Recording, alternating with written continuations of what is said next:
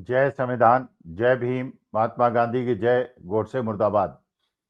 देखिए, जब समय पलटता है तो देर नहीं लगती।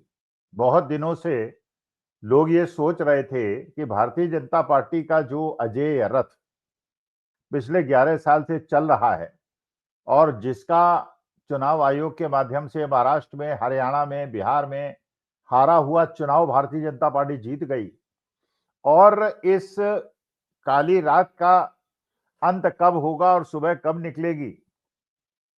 अब आप देखिए, जो राहुल गांधी के प्रयास थे और जिस प्रकार से उन्होंने चुनौती देना शुरू किया भारत जोड़ो यात्रा के माध्यम से, और उसके बाद जिसकी परिणति हुई 14 दिसंबर को रामलीला ग्राउंड के अंदर, जहां पूरे देश से लाखों लोग उमड़े। लेकिन अब ये सूचनाएं मिलने लगी हैं और ये पॉजिटिव सूचनाएं मिलने लगी हैं जो कांग्रेसियों को भी लगेगा और देश के लोकतंत्र और संविधान को बचाने वालों को भी लगने लगेगा कि जो उनके प्रयास थे वो अब सफल हो रहे हैं और संघर्ष अपनी चरम सीमा पे पहुंच रहा है और जीत शायद अगर इसी प्रकार से मेहनत करते रहे तो सामने दिखाई पड़ेगी। सबसे पहले आपने देखा गोदी मीडिया का कमाल। केरला के अंदर जिस प्रकार के रिजल्ट्स आए और ये पता चला कि पिछली बार के पार्लियामेंट चुनाव से भारतीय जनता पार्टी के वोट में कमी आई।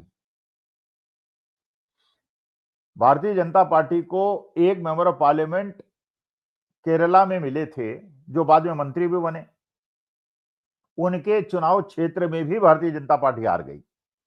भारतीय जनता पार्टी का प्रदर्शन बहुत ज्यादा खराब रहा और वामपंथ को हरा के कांग्रेस ने सेंटर स्पेस ले ली और ये दिखाई पड़ता है कि अगला विधानसभा चुनाव जो बहुत नजदीक है उसमें भी यूडीएफ को जीत की बहुत बड़ी संभावना है अगर चुनाव आयोग कोई खेल कर न दे तो। लेकिन इस चक्कर में फंस गया हमारे एक ऐसे नेता जो 4 बार जिसको कांग्रेस ने मेंबर ऑफ पार्लियामेंट केरला से बनाया था, शशि थरूर को। सब विवादों के बावजूद 2009 में पहली बार वो लोकसभा के सांसद चुने गए, लोकल विरोध के बावजूद। और उसके बाद सुनंदा पुष्कर जी से जैसे उनका विवाह हुआ वो आपको पता है। उसके बाद वो विवाद में आए। 135 करोड़ रुपए के एक ऐसी जगह पे एक ऐसी आईपीएल जिसका संबंध ललित मोदी से था और जो भगौड़ा हो गए बाद में, उसकी जो केरला की यूनिट थी उसमें सुनंदा पुष्कर को 135 करोड़ के शेयर स्वेट इक्विटी के नाम पे दे दिए गए, मतलब बिना पैसा लिए दे दिए गए। बड़ा विवाद खड़ा हुआ और शशि थरूर को अपना पद छोड़ना पड़ा। खैर उसके बाद वो पैसा वापस कर दिया सुनंदा पुष्कर ने और शशि थरूर दोबारा मंत्री बन गए। 4 बार मेंबर ऑफ पार्लियामेंट बने वो, लोकल विरोध के, कांग्रेसियों के विरोध के बावजूद।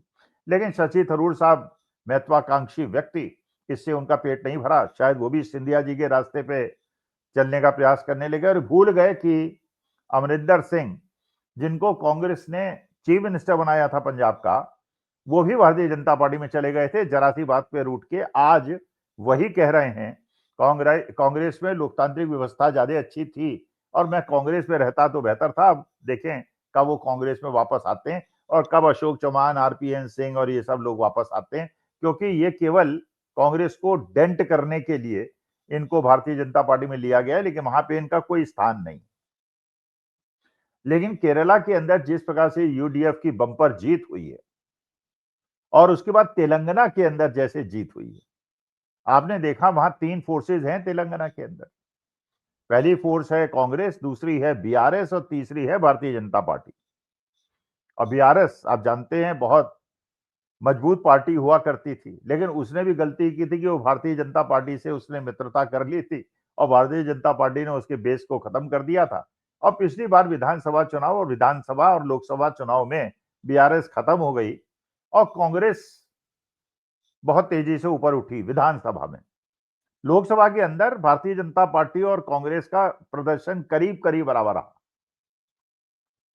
तो ये बात दिखने लगी कि बीआरएस तो भारतीय जनता पार्टी ने उसी प्रकार से खत्म कर दी जैसे इंडियन नेशनल लोकदल को खत्म किया अकाली दल को खत्म किया, बीजेडी को खत्म किया, सारे सहयोगों को खत्म कर दिया। उसी प्रकार से उन्होंने बीआरएस को भी खत्म कर दिया। लेकिन पार्लियामेंट चुनाव में भारतीय जनता पार्टी और कांग्रेस का प्रदर्शन बराबर रहा। बीआरएस टूटी और बीआरएस के कुछ लोग भारतीय जनता पार्टी में चले गए, कुछ कांग्रेस में चले गए। लेकिन अभी जो लोकल बॉडीज के इलेक्शन हुए उसमें यह दिखाई पड़ा, कांग्रेस को करीब 4,500 सीट मिली और भारतीय जनता पार्टी को केवल 450 सीटें मिली। 450 सीटें और 4,500, 1:10, जहां पार्लियामेंट में दोनों बराबर की स्थिति में खड़े हुए थे।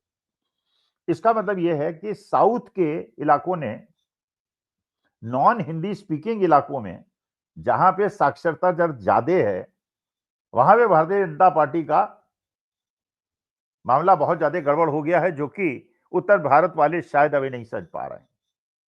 और सबसे बड़ी आशा की किरण दिखाई पड़ रही है आसाम के अंदर, जहां पे तरुण गोगोई के बेटे गौरव गोगोई, तरुण गोगोई जो चीफ मिनिस्टर रहे, लंबे समय तक रहे और खांटी कांग्रेस थी, उनके बेटे गौरव गोगोई जिस प्रकार से फ्रंट फुट पे खेल रहे हैं और हेमंत बिश्व शर्मा को चैलेंज कर रहे हैं। और हेमंत बिश्व शर्मा की केवल एक शिकायत थी, जब वो कांग्रेस में थे, कि ओरिजिनली वो कांग्रेस में थे, लंबे समय थे, यूथ कांग्रेस के जमाने से थे, उनकी केवल ये शिकायत थी कि तरुण गोगोई बहुत बुजुर्ग हो गए, उनके स्थान पे मुझे मुख्यमंत्री बना दिया जाए। राहुल गांधी ने उस बात को नहीं माना और उस बात से रूठ कर उन्होंने एक कहानी बनाई डॉग बिस्किट्स की और वो भारतीय जनता पार्टी में चले गए और उनको उपकृत कर दिया गया और वो मुख्यमंत्री आसाम के बन गए।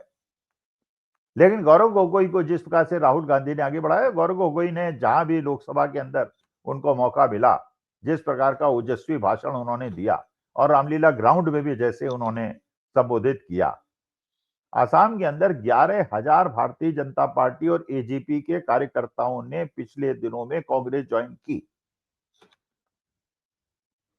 आसाम के अंदर जैसे हेमंत बिश्व शर्मा को गौरव गोगोई ने चैलेंज किया है और जैसे एक नए क्षेत्र में जाके मेंबर ऑफ पार्लियामेंट की सीट जीती है, जो कि कांग्रेस की कमजोर सीट हुआ करती थी, वहां पे आज के तारीख में हेमंत बिश्व शर्मा को जिस प्रकार से निराश भारतीय जनता पार्टी एजेपी के लोग कांग्रेस को 11,000 कार्यकर्ताओं का ज्वाइन करना आसाम जैसे प्रदेश में कोई छोटी मोटी बात नहीं।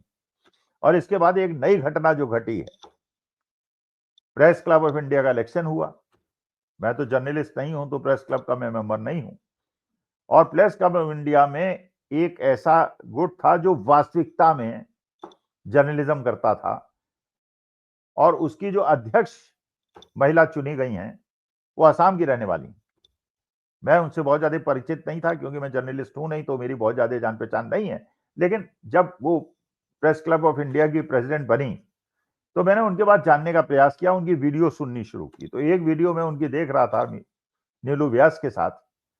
जैसे मैं नीलू व्यास उनसे पूछती हैं कि साहब, आज के तारीख में पत्रकार 2 श्रेणी में बंट गए हैं, एक ऐसे हैं जो सरकार के साथ हैं, एक ऐसे हैं जो सरकार के विरोध में हैं। तो नई नियुक्त जो आसाम की रहने वाली प्रेसिडेंट है, उन्होंने कहा कि देखिए, पत्रकार नहीं बटे हैं, पत्रकार वही हैं जिनका मूल धर्म है सरकार सत्ता से प्रश्न पूछना। जो सरकार सत्ता के साथ खड़े हैं या उनकी स्तुतिगान करते हैं और असली मुद्दों से जनता का ध्यान भटकाते हैं, वो रिलेशनशिप मैनेजर्स हैं। They are maintaining a relationship, they are not journalist. तो जर्नलिस्ट नहीं बटे हैं जो वास्तविकता में अपने को कह सकते हैं कि वो जर्नलिस्ट हैं। क्योंकि इस बात से मैं भी सहमत हूं, मैं जर्नलिस्ट नहीं हूं, अध्यापक हूं, लेकिन मैं इस बात से सहमत हूं कि हमारा कर्तव्य है, सिविक सोसाइटी का कर्तव्य है, जो भी सत्ताओं में उससे प्रश्न पूछे। हमने 74-76 में इंदिरा जी से प्रश्न पूछा था, उन्हें चैलेंज किया था क्योंकि उन्होंने इमरजेंसी लगाई थी। आज की तारीख में मोदी जी से प्रश्न पूछ रहे हैं और कल राहुल गांधी जब अगर सत्ता में आएंगे, तब भी जो सही काम करेंगे उसका स्तुतिगान करने के बजाय जो गलत काम करेंगे उसका विरोध करेंगे। क्योंकि यही सिविक सोसाइटी और जो शुभचिंतक होते हैं देश का, उनका कर्तव्य होता है कि जो सत्ता में बैठा है और जो निरंकुश हो रहा है, उसको निरंकुश न होने दिया जाए और उसको रास्ते पे लाया जाए। तो आसाम की पुत्री जो प्रेस क्लब ऑफ इंडिया की चेयरमैन बनी है, उन्होंने कहा बड़े चुनौतीपूर्ण काम है और ये भी उन्होंने कहा कि जो भी जर्नलिस्ट हैं इन पे चिपका के ऊटपटांग केसेस ठोके जा रहे हैं और उनके जीवन को दुर्भर बनाया जा रहा है, उसके लिए हम एक लीगल सेल की स्थापना भी करेंगे प्रेस क्लब ऑफ इंडिया में, और ये बहुत अच्छा स्टेप है। वरना पत्रकार डर के मारे अपनी आवाज नहीं खोल पाते और प्रश्न नहीं पूछ पाते।